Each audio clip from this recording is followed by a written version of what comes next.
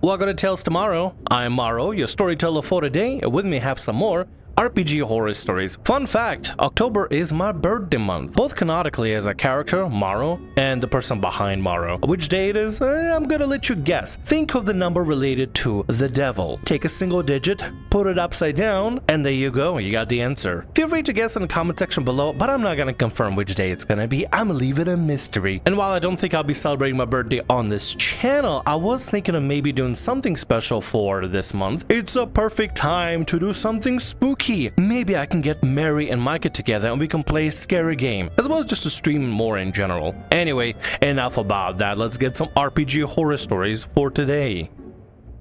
DM bullied me in-game because I didn't want to date his friend. So this was back in the late teens. I was invited to join my first D&D group online via a guy, male 22 at the time, we'll call him AJ, who I later found out had feelings for me, female 18. At first it was great. We did a one-shot that lasted a couple hours and I had a really incredible time. And after that trial run, we all decided to play together. Officially, we had a DM, his girlfriend, 2 of my mutual friends, the guy who invited me, and 2 of his other friends. 7 in total before we had a person drop out a few sessions in.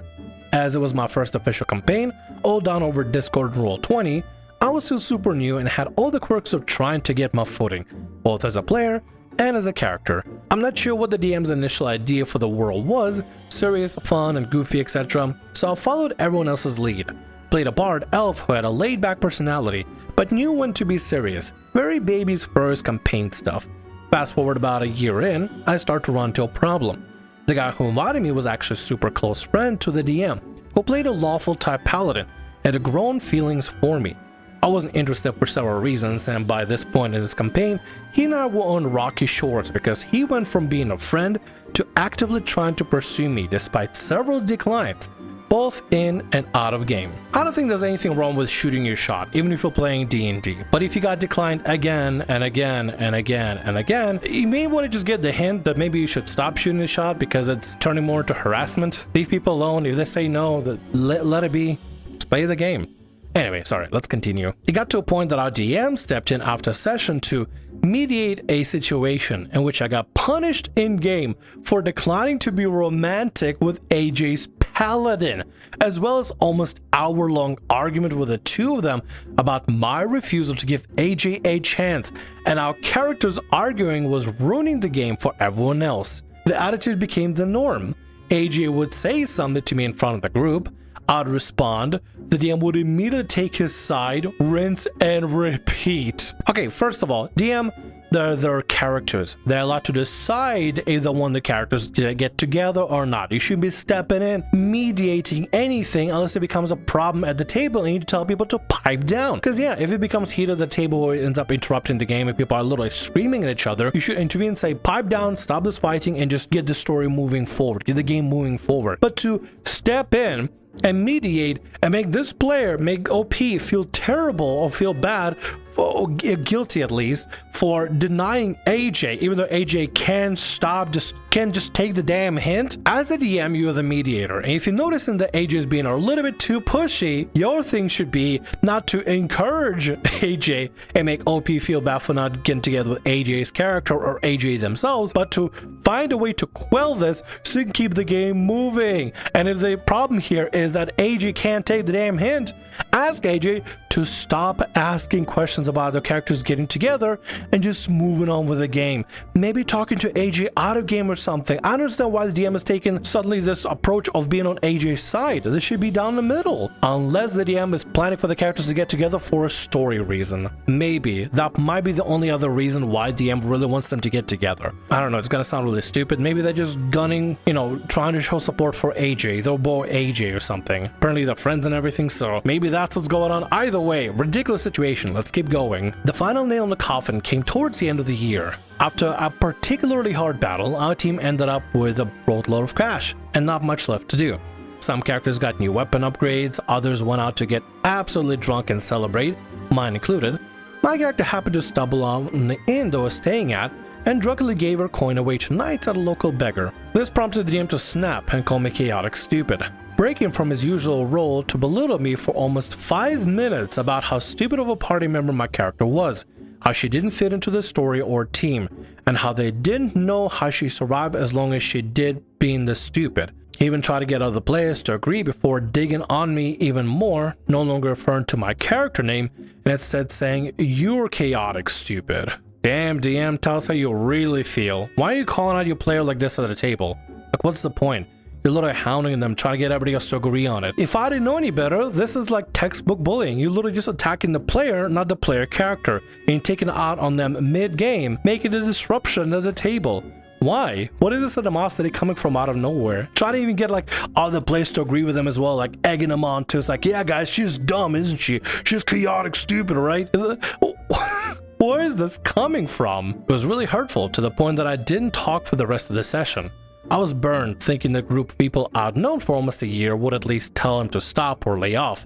They didn't. I think I cried afterwards. I don't know 100% what was going on through other players' heads, but I'm pretty sure they all probably felt like extremely awkward. Like me, if I was put in such a situation, yeah, I would feel extremely awkward. I wouldn't even know what to say or where this is coming from. Or is this supposed to be like some sort of like a thing that they agreed ahead of time? I don't know, I'd just be shocked. Probably the other players should have said something like, hey, DM, maybe you should calm down and stop being so aggressive. Because it's completely unhinged. It's absolutely unhinged. I'm sorry that the other players didn't say anything. To say the least, it was embarrassing and really uncomfortable. The group promptly disbanded after this, and no one returned to play. At least in this group. I didn't find out till recently they revamped a new session, brought in one of my close friends from the group, and also apparently used the group pet animal I had helped capture from our previous session here too. In hindsight, there were so many red flags I didn't see that I know only now looking back. I think I was still learning. The DM had a specific vibe and story in mind no one was really following. Because I wasn't interested in AJ, the DM started to target me as a result of trying to have his back. I've done several groups after this and even got a chance to DM as well too. I've definitely grown as a player from that first session, but looking back, I can't even comprehend why I stayed there in the first place. It was a new experience, you're trying to figure things out and you thought you made like really good connections and friends. Like, I completely understand. Well, when I left my other game that I was a player in, after realizing how terrible and crap it was, I stuck around for a very long time, even after realizing that there was a particular group of players that were given special privileges because there was a specific clique that nobody else got. Because at the time you're thinking, oh, maybe it's going to be okay, maybe it's going to be fine, maybe there's going to be a way to turn things around, maybe there's going to be a way to make things better. I don't want to just give up immediately right then and there, because in a sense, you are having fun. And when you're having fun, you want to try to focus on the fun moments, the good moments, not necessarily the negative moments. That just becomes like almost like a trap. At some point, you have to realize that some situations are just not that fun. This kind of stuff, I believe, comes with experience. The more experienced you are with dealing with other people while playing TTRPGs and seeing the do's and don'ts and red flags, the more you are acutely aware of it and find out where problems arise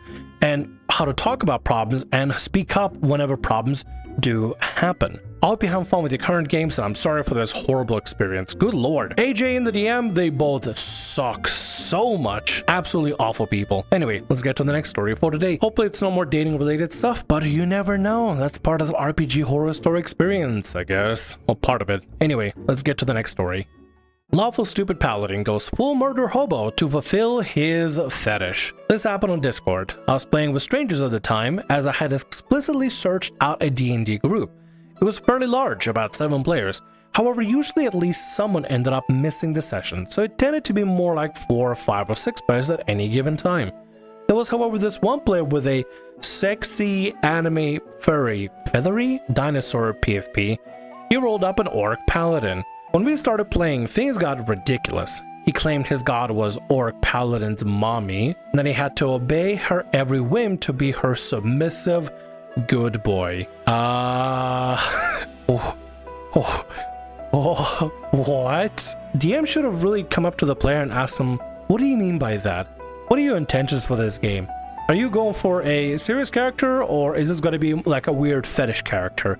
Because if it is a weird fetish character, it's going to be more about sexual situations rather than playing a game, then I don't think this game is for you. Somebody really should have questioned this player's motives. And by the way, I'm not against people having mommy-looking characters. Like, if that's your thing, that's your thing. There gotta be a certain, I guess, decorum. I'm not sure if that's the word or not. If you want your character or your NPC character or your god to look kind of sexy, I mean, there's nothing wrong with that, I don't think. But as long as the sexy part of the character isn't the sole focus for the character's existence, right? It's not about how voluptuous they are, but about their presence. It's fine if the character wants to be a little bit more sexy or whatever, as long as their appearance and their sexiness is not the whole core of what the game is all about, or what the character is all about, and all that. But the whole submissive good boy thing, I feel like this player is looking for a specific type of fetish game that this game is just not gonna be. Somehow this manifested into him being a feral murder hobo who would obsess over the sex lives of others and kill them for their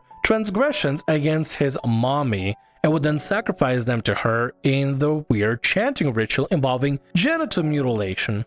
Okay. This happened every session for 4 sessions, usually at night when the rest of the party was sleeping. It's insane in hindsight how lucky his character was to not have died or been arrested for this, as he would find random people, grill them about their sexual orientation, body count, etc., and then murder them once he deemed them to be living in sexual sin. Wait, so is he murdering people that get a little bit too much shaboing boing on a weekly basis, or less shaboing boing, or no shaboing boing? I hope you understand what I mean by shaboing boing.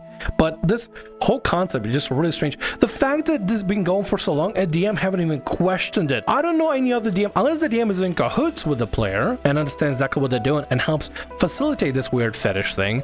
I don't know which DM would not think this would be a little bit weird to focus so much on, you know, genital mutilation to appease their mommy. It's weird. It's really weird. And I feel like DM should have stepped in and asked, what do you mean by that? What do you mean by all this that you're doing? Is this necessary for a character? DM was also big on player agency, maybe to a fault. He went on a huge rant in session 0 telling all of us to never police another character's actions out of game and to deal with everything in game. Unfortunately, our party never got a chance to even find out about his actions, so we didn't get to deal with his psychopathic behavior in any way. This is the worst way of dealing with a problem. Don't deal with a problem in-game, deal with a problem out of game. If players aren't allowed to come to the DM and say, hey DM, this guy's weird fetish stuff is making all of us feel uncomfortable, then you have a breakdown in communication. If you can't talk to the DM out of game about this stuff and have this be resolved in a peaceful manner where everybody can have fun and not feel uncomfortable with some weird fetish freak on the party, if they don't get themselves involved in communicating, trying to solve in-game issues out of game, the best way to do it, by the way, then what's the point of dealing with this DM? What's the point of interacting with this DM? This DM must be in cahoots with this player. 100%. They're like, yeah, go be a weird sex freak. Go for it. I'll protect you. I'll guide you. Don't worry. You're good. I'll make sure other players can't kick you out for no reason. This is weird as hell, dude. This is so weird. Unfortunately, or fortunately, depending on your perspective, on a 4th session, we caught him fudging his charisma stats. We told the DM and he demanded to see his character sheet, which the player was reluctant to do. But DM threatened to kick him if he didn't show him the sheet, so he just yelled fine and posted it in the main chat. His character sheet that we ended up reading after the fact, including a whole list of rules and dictates given by his god. Sexual contact is forbidden until the full moon, when she gives him mommy's blessing, and as such he must wear a chastity belt because blue balls are holy. Kill anyone who commits blasphemy against his god. Whip yourself and take 1d6 damage when you get unholy urges. Gay males and incels are enemies of the faith and must be summarily executed. Jesus Christ. Also, that first thing with wait until the night to receive mommy's blessing. Talk about moongooning. Can I even say that? Moongooning? Anyway, let's continue. Then we found out that he was rolling secret rolls too.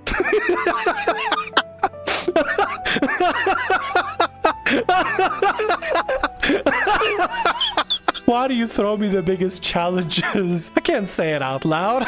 I might be able to get away with moongooning, but that's as far as I can go. Oh, perfect sense of word, actually. Rolling secret rolls to goon after making his sacrifices, not just in-game either. Turns out that when he rolled high enough, he would just mute himself and goon before the session. He even logged the 2 times he had already done this on his character sheet. Wait. He's not character is gooning. He himself is goon. Jesus Christ. This guy is a freak. Kick him out immediately. Remove him immediately out of this game. After we all read, we were silent for like a minute until the DM said, bro, this is weird as hell. And a couple of others were kind of making fun of him for gooning during D&D session, so the player said, "I knew you were gonna be like this, freak you," as he was starting to cry, and then he hopped off voice call and deleted his Discord account. And that was that.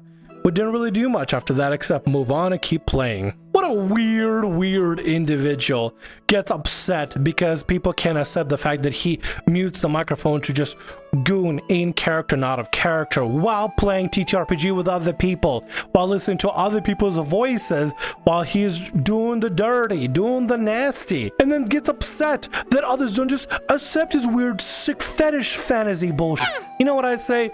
Good fucking riddance. Listen, like, if you want to do the weird, dirty, nasty, whatever you want to do in private, not while playing at a TTRPG table, do it sometime else. Pencil in the time in your busy gooning schedule to find a way to just do all the hanky-panky and all the dirty, nasty stuff in another time that isn't involved with playing a freaking TTRPG people with other individuals, with other people involved. That is not part of your TTRPG experience, I guess you could say, because this is nasty. This is disgusting. This player is a freak, and I'm glad they're out, because Jesus Christ. Also, I gotta say, I'm pretty mad at the DM. I understand you want player agency to matter. I completely get it. I'm too as supporting of player agency. But players that have a clear agenda to just make a weird sex-obsessed fetish character and treat TTRPGs as like a weird personal fetish game, you probably should be on the lookout for that and deal with that as it happens, and be on the lookout for weird, strange behavior. Make sure you correct this stuff, watch out for problem players, and remove problem players before it become a big of a nuisance, instead of waiting for the guy to cheat for charisma score in order to find out that he has a more of a goon score that he's keeping up on his character sheet. Gross. And with that, that's gonna be all our stories for today. I want to thank you very much for watching, and thanks so much for being here. If you like what I do, consider subscribing to the channel and leaving a like. Also, if the RPG Horror Stories ever goes down, or if you want to submit your own personalized horror story, email is down in the description below. I'll see you again in more Tales Tomorrow. Bye-bye.